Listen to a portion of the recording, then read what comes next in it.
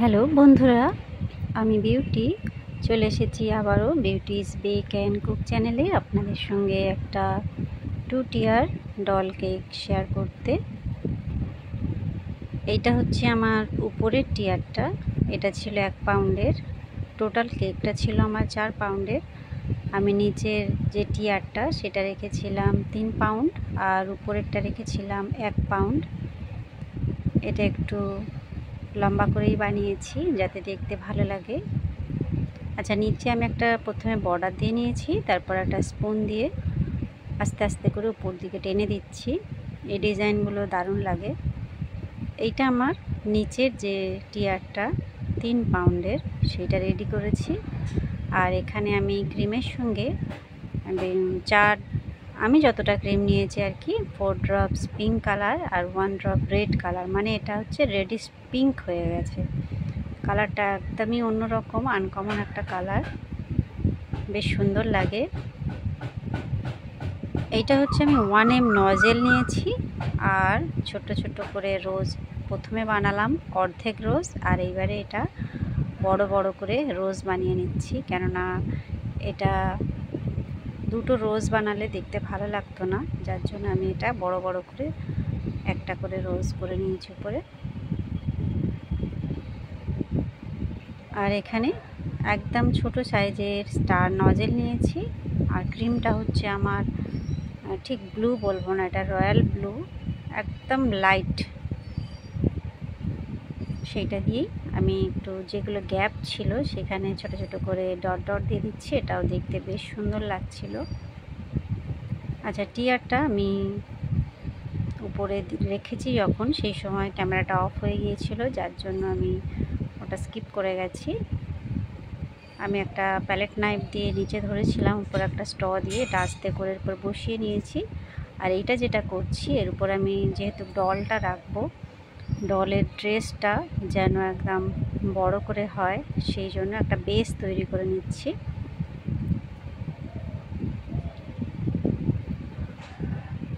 একটু ক্রিম দিয়ে জাস্ট একটুখানি ছোট কোনো মোটা কাগজ দিয়ে এরমভাবে টেনে দেবেন, দিলে এটা একটা সুন্দর বেস তৈরি হয়ে গেল।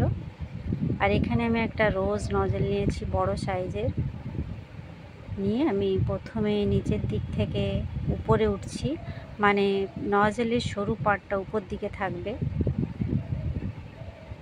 আর এইবারে যেটা করছি, নজেলের সরু পার্টটা নিচের দিকে রেখেছি যাতে ড্রেসটা বেশ সুন্দর লাগে দেখতে, ফ্রিলগুলো যেন একটু বড় বড় লাগে দেখতে।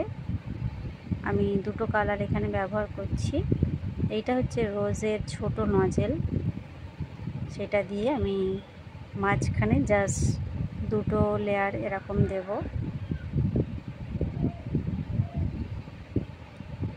দুটো কালার কম্বিনেশনের ড্রেসটা বানাচ্ছি আর কি।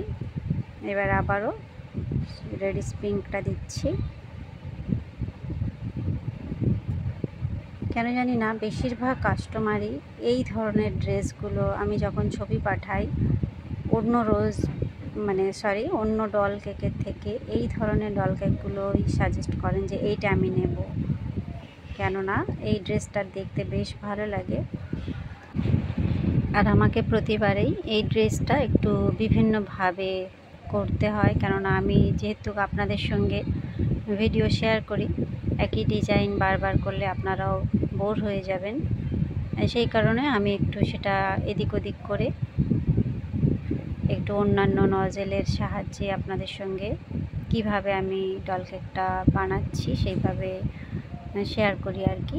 যতটা আমি অভিজ্ঞতায় সঞ্চয় করছি বা আমি যতটুকু জানি সেটুকু বলার চেষ্টা করি আমি রোজ। আচ্ছা, আমি এখানে কয়েকটা গোলাপ বানিয়ে নিচ্ছি। এটা বড় সাইজের রোজ নজেল, আমি জাস্ট দুটো গোলাপই বানাবো, উপরে পাটে রাখবো, কেন এর আগে আমি একটা ডল কেক শেয়ার করেছিলাম, ঠিক সেই কেকটা দেখেই কাস্টমার আমাকে বানাতে বলেছিলেন, কিন্তু আমি কি করলাম, নিচের যে টিয়ারটা করেছি সেটা আমি একটু চেঞ্জ করে দিয়েছি, যেহেতু কাস্টমার বলেছিলেন যে আমার বেশি ক্রিম দিয়ে যেন কেকটা আমি বানাই। আমি ভাবলাম তাহলে প্রথমে আমি এটাকে ফাইনালাইজিং করে নিই, তারপরে এই ধরনের একটা ডিজাইন দিয়ে দিয়েছি যাতে ক্রিমটা একটু বেশি থাকে। আর এখানে আমি পাইপিং ব্যাগটা ভি শেপ করে কেটে নিয়েছিলাম। তারপরে একটু টানা দিয়ে দিয়ে সেইখানেই পাতাগুলো বানিয়ে নিচ্ছি, একটু অন্য স্টাইলে করছি আর কি। সবসময় একই ডিজাইন দেখতে ভালো লাগে না, আর আপনাদের সঙ্গে শেয়ার করতেও আমার ভালো লাগে না, কেননা একই কথা বারবার বলতে হবে। সেই কারণে আমি মাঝে মধ্যে একটু চেঞ্জ করি, যাতে আপনাদেরও সুবিধা হয় আর আমারও অন্যান্যদের সঙ্গে শেয়ার করতে ভালো লাগে আর কি, নতুন নতুন ডিজাইনগুলো। এখানে আমি নামটা লিখছি চকলেট গানাশ দিয়ে। গানাশটা একদম স্মুথ আছে আমার, যার জন্য লেখাটা ভালোই হচ্ছে। সবসময় খেয়াল করবেন যেটা দিয়ে লিখবেন, সে ক্রিম হোক বা গানাশ, সেটা যেন একদম স্মুথ হয়।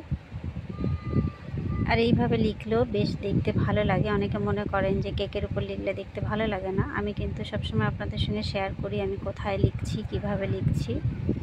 আচ্ছা, এখানে একদম 0 সাইজের হোয়াইট পার্ল আমি উপরের পার্টটায় জাস্ট ছড়িয়ে ছিটিয়ে দিলাম। এই হলো আমার ডল কেকের ফাইনাল লুক। বন্ধুরা, কেমন লাগছে? ভালো লাগলে বা একটু হেল্পফুল মনে হলে অবশ্যই একটা লাইক করবেন, এবং আমার কাছে কিছু জানতে চাইলে কমেন্টে জানাতে পারেন। দেখা হবে নেক্সট নতুন কোনো ভিডিও নিয়ে। Bye bye.